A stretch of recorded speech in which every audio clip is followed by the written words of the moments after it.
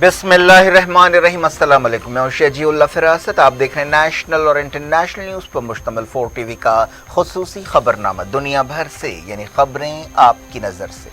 सबसे पहले headline. Kings group of companies और पियर्स अजीज कंस्ट्रक्शंस का Kings Mauvin Arena GHMC and RERA approved project blocks पर मुश्तमिल एक महफूज gated community, Islamic centre and मस्जिद, state of art security system के साथ in house water filtration plant, separate slaughter house, swimming pool, children's play area, gym, indoor games, jogging track, वसी basement car parking area, 30% down payment, 70% easy instalment. Piers अजीज construction, opposite Reliance mart, टोली चौकी, Hyderabad. Kings dream view city शहर हैदराबाद के बीचों बीच आबादी से लगा हुआ venture Chandrayaan Gutta से सिर्फ 5 किलोमीटर की दूरी पर eight cargo airport road, gated community, water pipeline, drainage, electricity, BT road से आरास्ता, HMDA अप्रूव्ड लेआउट, आपके तस्वुर से भी ज्यादा खूबसूरत और सहूलतमंद वेंचर, एक प्योर फिजा और खुशगवार माहौल में। अब बनाएं अपना खुद का घर, प्लॉट खरीदें, रजिस्ट्री कराएं और तामीर शुरू करें। पियर्स अजीज कंस्ट्रक्शंस, अपोजिट रिलायंस मार्ट, टोली चौकी, हैदराबाद। सूडान में फौजी बगावत, सिविलियन हुकूमत बर्खास्त, वजीर आजम और कई दूसरे लीडर्स गिरफ्तार।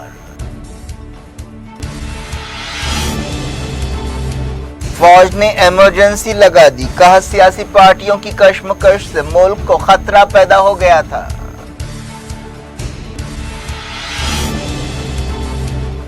खर्तूम की सड़कों पर झड़पें, जगह जगह फौज तैनात, इंटरनेट स्लो कर दिया गया।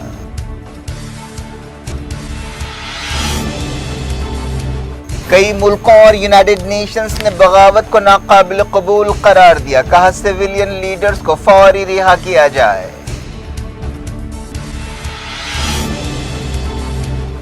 पाकिस्तान में तहरीक लब्बैक के 350 कारकुनों को रिहा किया गया, सड़कें खोल दी गईं, तंजीम ने हुकूमत को दी 2 दिन की मोहलत। मुसलमानों में इत्तेहाद कुरानी हुक्म है, बाज़ मुल्कों ने इसराइल के साथ ताल्लुकात बनाते हुए अजीम गुनाह किया है, इत्तेहाद कॉन्फ्रेंस से खामनाई का खिताब।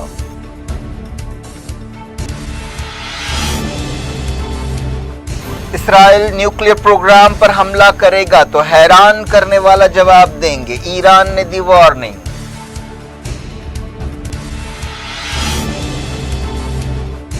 चाइना के टाउन में फिर से लॉकडाउन लगा दिया गया, इंडिया में 14,000 नए कोविड केस।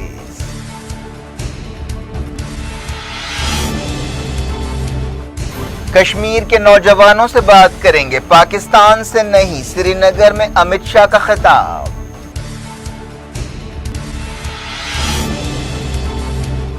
शाहरुख खान से पैसा मांगने के इल्जाम पर NCB ओहदेदारों के खिलाफ FIR, समीर वानखेड़े ने कहा निशाना बनाया जा रहा है।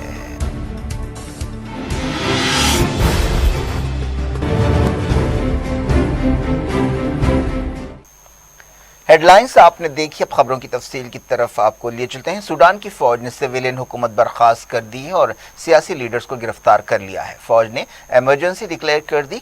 सिविलियन लीडर्स के साथ मिलकर मुश्तरका काउंसिल के जरिए इंतजामात चलाने वाले जनरल अब्दुल फतेह अल बुरहान ने सियासी जमातों की आपसी लड़ाई को इन हालात के लिए जिम्मेदार ठहराया है। बुरहान ने टेलीविजन पर खिताब करते हुए कहा कि अबूरी इंतजाम में शामिल पार्टियों के दरमियान कशमकश से मुल्क की हिफाजत और सलामती को खतरा पैदा हो गया था, इसीलिए फौज को दखल अंदाजी करनी पड़ी। बुरहान ने कहा कि फौज जुलाई 2023 में इलेक्शंस के बाद सिविलियन हुकूमत बने जाने तक इंतजामात संभालेगी। हाल ही में बाज़ मुजाहरे हुए थे जिनमें फौज से मुतालबा किया गया था कि वो कंट्रोल संभाल ले। फौजी हेडक्वार्टर के बाहर झड़पें हुई हैं जिनमें कई लोग जख्मी हुए हैं। एक टीवी चैनल ने बताया कि 4 वजीरों और हुक्मरान काउंसिल के एक कारकुन को या एक रुकन को गिरफ्तार किया गया है। दारुल हुकूमत खर्तूम की सड़कों पर सिपाही नजर आ रहे हैं। सरकारी टेलीविजन पर वतन से मोहब्बत के गीत बज रहे हैं। खर्तूम एयरपोर्ट को बंद कर दिया गया है और इंटरनेशनल एयरपोर्ट पर फ्लाइट्स रोक दी गई हैं। खर्तूम में कम से कम 12 लोगों के जख्मी होने को कंफर्म किया गया है। CNN نے بتایا کہ وزیر اعظم عبداللہ حمدوک اور ان کی بیوی مونا عبداللہ کو گرفتار کر کے کسی نامعلوم مقام پر رکھا گیا ہے۔ کئی دوسرے عہدیداروں کو گرفتار کرنے کی خبریں مل رہی ہیں۔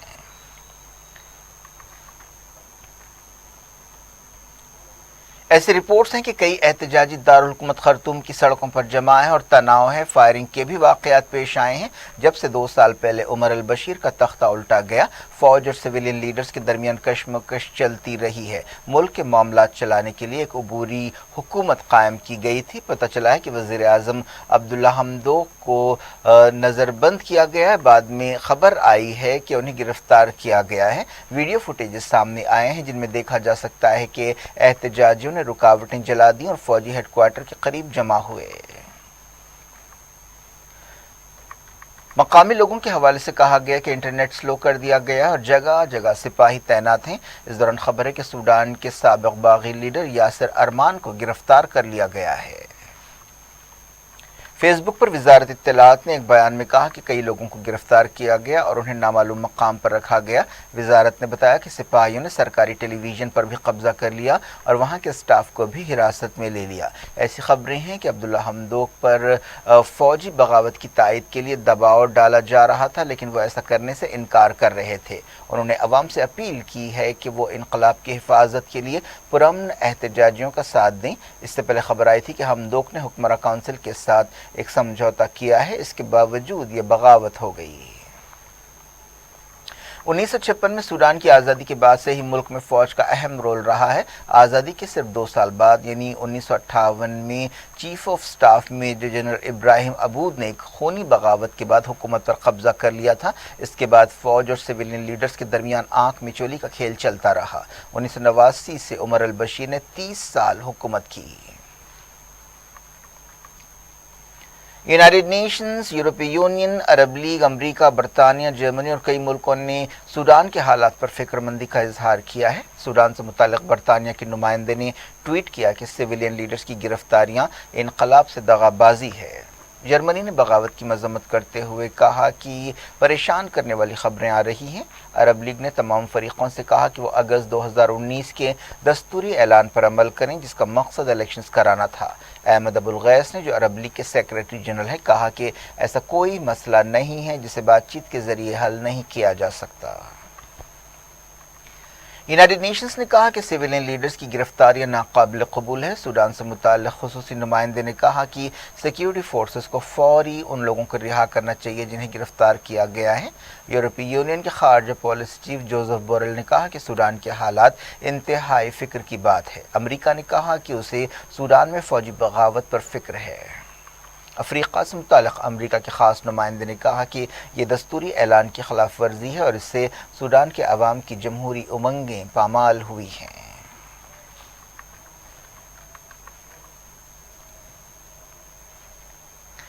پاکستان کی حکومت نے تحریک لبیک کے 350 کارکنوں کو رہا کر دیا ہے۔ اسلام آباد اور لاہور میں سڑکیں دوبارہ کھول دی گئی ہیں۔ وزیر داخلہ شیخ رشید نے ٹویٹر پر یہ اعلان کیا۔ ایک دن پہلے تحریک لبیک اور حکومت کے درمیان بات چیت ہوئی تھی۔ یہ بھی کہا گیا کہ تحریک لبیک کارکنوں کے خلاف کیسز واپس لیے جائیں گے۔ فی الحال لاہور کی سڑکوں پر امن ہے، جہاں حال ہی میں تحریک لبیک کے کارکنوں اور سیکیورٹی فورسز کے درمیان جھڑپیں ہوئی تھیں جن میں کئی لوگ ہلاک اور زخمی ہوئے تھے۔ تحریک لبیک کے کارکن گستاخانہ کارٹونز کے مسئلے پر لمبے عرصے سے فرانس کے سفیر کو ملک سے باہر کرنے کا مطالبہ کر رہے ہیں۔ ان کی یہ بھی مانگ ہے کہ تنظیم کے لیڈر سعد رضوی کو رہا کیا جائے۔ اس دوران تحریک لبیک کے ایک ترجمان نے کہا کہ حکومت کو مطالبے پورے کرنے کے لیے 2 دن کی مہلت دی گئی ہے۔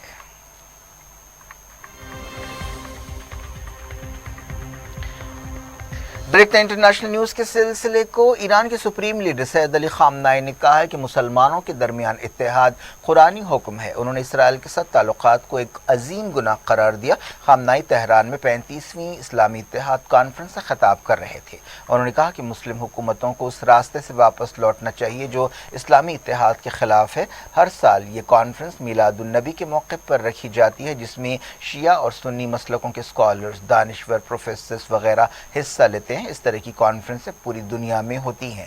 سپریم لیڈر نے کہا کہ یہ تمام علماء، اسکالرس اور دانشوروں کا فرض ہے کہ وہ زندگی کے تمام شعبوں میں اسلام کی جامع حیثیت کو سمجھائیں۔ خامنہ ای نے کہا کہ کئی برسوں سے شیعہ اور سنی اختلافات کا مسئلہ امریکہ کے سیاسی لٹریچر میں شامل ہے اور وہ اسے ہوا دینے کی کوشش کرتے ہیں۔ خامنہ ای نے افغانستان میں حال ہی میں مسجدوں پر حملوں کی مذمت کی جن کے لیے داعش یا ISIS نے ذمہ داری قبول کی تھی۔ خامنہ ای نے کہا کہ داعش وہی تنظیم ہے جسے نام نہاد جمہوری ملک امریکہ نے بنایا ہے اور اقرار بھی کیا ہے کہ ہم نے اسے بنایا ہے، حالانکہ اب وہ ایسا نہیں کہہ رہا ہے۔ خامنہ ای نے شیعوں اور سنیوں کے درمیان ملے جلے اجتماعات کی ضرورت پر زور دیا۔ انہوں نے کہا کہ اسلامی اتحاد ایک اصول کی بات ہے، یہ کوئی مصلحت نہیں ہے۔ ایران کے سپریم لیڈر نے کہا کہ فلسطینیوں کا مسئلہ مسلم اتحاد کا ایک پیمانہ ہے۔ آپ جس قدر فلسطینیوں کے حقوق کے تعلق سے سنجیدگی دکھائیں گے، اسلامی اتحاد اتنا ہی مضبوط ہوگا۔ خامنہ ای نے مطالبہ کیا کہ عرب ملک اسرائیل کے ساتھ تعلقات قائم کرنے کا فیصلہ واپس لیں۔ انہوں نے کہا کہ بعض حکومتوں نے بہت بڑی غلطی کی ہے۔ 2020 میں UAE، بحرین، سوڈان اور موروکو نے اسرائیل کے ساتھ تعلقات قائم کیے تھے۔ اس میں اس وقت کے امریکی صدر ڈونلڈ ٹرمپ نے اہم رول ادا کیا تھا۔ پچھلے سال سے پہلے سے صرف ایجپٹ اور جارڈن وہ عرب ملک تھے جن کے اسرائیل کے ساتھ تعلقات تھے۔ خامنہ ای نے کہا کہ اگر مسلمانوں میں اتحاد ہو تو فلسطین کا مسئلہ بہترین انداز میں حل ہوگا۔ مئی کے مہینے میں خامنہ ای نے کہا تھا کہ اسرائیل کوئی ملک نہیں ہے بلکہ دہشت گردی کا اڈا ہے۔ خامنہ ای کی تقریر کے بعد ایران کی سیکیورٹی کونسل کے چیف علی شمخانی نے کہا کہ اگر اسرائیل ایران کے نیوکلیر پروگرام پر حملہ کرے گا تو اسے ایسا حیران کرنے والا جواب دیا جائے گا جس سے کئی بلین ڈالرز کا نقصان ہوگا۔ شمخانی نے کہا کہ ایران کو نشانہ بنانے کے لیے $1.5 بلین کا بجٹ الاٹ کرنے کے بجائے صہیونی نظام کو ایران کے حیران کرنے والے جواب سے ہونے والے نقصانات کی بھرپائی کے لیے رقم جمع کرنے پر توجہ دینی چاہیے۔ حال ہی میں اسرائیل نے ایران سے نمٹنے کے لیے $1.5 بلین کے بجٹ کا اعلان کیا تھا۔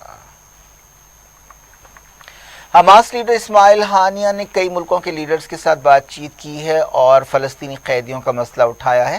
حماس کے ایک لیڈر نے بتایا کہ اسماعیل ہانیہ نے خطے کے لیڈرز کے سامنے سعودی عرب میں قید فلسطینی قیدیوں، خاص طور پر حماس کے نمائندے محمد الخضری اور ان کے بیٹے کی گرفتاری کا مسئلہ اٹھایا۔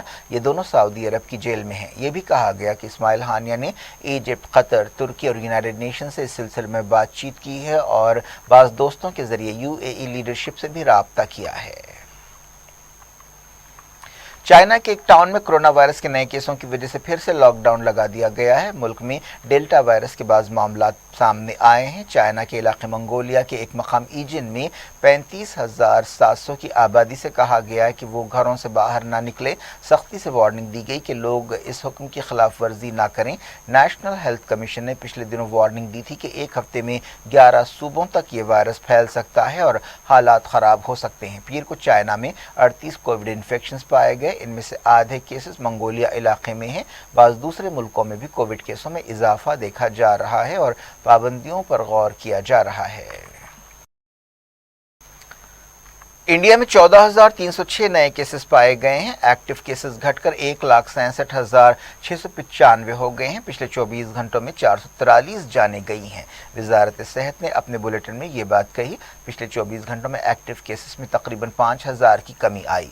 وزارت صحت نے بتایا کہ اب تک ملک میں 102,31,00,000 کووڈ-19 ویکسین ڈوزز دیے گئے ہیں۔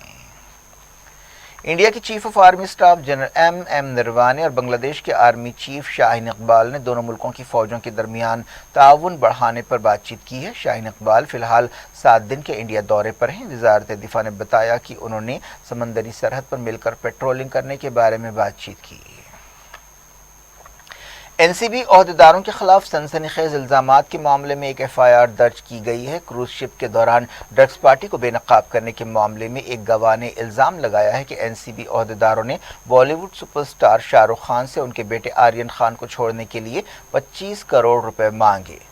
پربھاکر سائل نامی اس شخص نے سہار پولیس اسٹیشن میں اس سلسلے میں FIR درج کرائی۔ انہوں نے اس سلسلے میں NCB کے زونل ڈائریکٹر سمیر وانکھیڑے کا نام لیا۔ شاہ رخ خان کی بیوی گوری خان نے اس دوران آرین کے وکیل سے ملاقات کی۔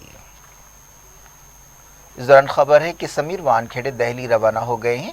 اس سے پہلے سمیر وانکھیڑے نے ایک بیان جاری کرتے ہوئے کہا کہ انہیں نشانہ بنایا جا رہا ہے۔ سمیر نے این سی پی لیڈر کے ایک بیان کا جواب دیتے ہوئے کہا کہ ان کے والد ہندو ہیں اور ان کی ماں مسلمان تھیں۔ انہوں نے مہاراشٹر کے وزیر نواب ملک کے ٹویٹ کا جواب دیتے ہوئے یہ بیان جاری کیا۔ سمیر وانکھیڑے نے کہا کہ میرے والد senior police inspector excise department کی حیثیت سے ریٹائر ہوئے اور وہ ایک ہندو تھے اور میری ماں مرحومہ زاہدہ مسلمان تھیں۔ انہوں نے کہا کہ میں ملے جلے سیکولر خاندان سے تعلق رکھتا ہوں اور مجھے ہندوستان کی اس عظیم روایت پر فخر ہے۔ سمیر نے کہا کہ میں نے 2006 میں ڈاکٹر شبانہ قریشی سے اسپیشل میرج ایکٹ کے تحت شادی کی تھی۔ بعد میں ہم نے 2016 میں طلاق لی اور اس کے بعد 2017 میں میں نے ایک ہندو خاتون سے شادی کی۔ نواب ملک آرین خان کی گرفتاری کے بعد سے سمیر وانکھیڑے کو نشانہ بنا رہے ہیں۔ سمیر وانکھیڑے نے نواب ملک پر جوابی تنقید کرتے ہوئے کہا کہ میری مرحوم ماں اور ان کے مذہب کی وجہ سے انہیں نشانہ بنایا جا رہا ہے۔ مرکزی وزیر داخلہ امت شاہ نے کہا کہ امن کے لیے وہ جموں کشمیر کے نوجوانوں سے اور عوام سے بات کریں گے، پاکستان سے نہیں۔ سری نگر کے شیر کشمیر کنونشن سینٹر میں نوجوانوں کی ایک ریلی سے خطاب کرتے ہوئے امت شاہ نے سابق چیف منسٹر فاروق عبداللہ پر غصے کا اظہار کیا۔ انہوں نے کہا کہ ڈاکٹر فاروق صاحب کا کہنا ہے کہ ہمیں پاکستان سے بات چیت کرنی چاہیے۔ میں یہ بات صاف کرتا ہوں کہ اگر ہم بات کریں گے تو جموں کشمیر کے عوام سے، اس کے نوجوانوں سے بات کریں گے، کسی اور سے نہیں۔ انہوں نے کہا کہ آج میں اپنے دل سے بات کر رہا ہوں، میں کچھ سوال کر رہا ہوں، میں بلٹ پروف شیلڈ کے بغیر آپ کے سامنے ہوں۔ انہوں نے کہا کہ کسی کو بھی وادی میں امن اور ترقی کو متاثر کرنے نہیں دیا جائے گا۔ امت شاہ نے کہا کہ کیوں ڈاکٹر فاروق اور محبوبہ وہ کرنے میں ناکام رہے جو بی جے پی نے صرف 2 سال میں کیا ہے۔ انہوں نے کہا کہ بعض لوگ مجھ سے اکثر سوال کرتے ہیں کہ کشمیر میں کرفیو کیوں لگا ہے، انٹرنیٹ کیوں روکا جا رہا ہے، ہمارے نوجوانوں کی زندگیاں بچانے کے لیے ایسا کیا جاتا ہے۔ ہم نہیں چاہتے کہ امن کے دشمن اور مفادات رکھنے والے لوگ صورتحال کا غلط استعمال کریں اور ہمارے نوجوانوں کو گولیوں کا سامنا کرنے کے لیے سڑکوں پر لائیں۔ انہوں نے کہا کہ اب تک کشمیر میں 40,000 سے زیادہ لوگ ہلاک ہوئے ہیں۔ امت شاہ جموں کشمیر کے 3 دن کے دورے پر تھے، ایک دن پہلے وہ جموں بھی گئے تھے۔ یہ تھی آج کی خبریں۔ اب شیڈیول افراست کو دیں اجازت اور اپنا بے حد خیال رکھیں۔ اللہ حافظ۔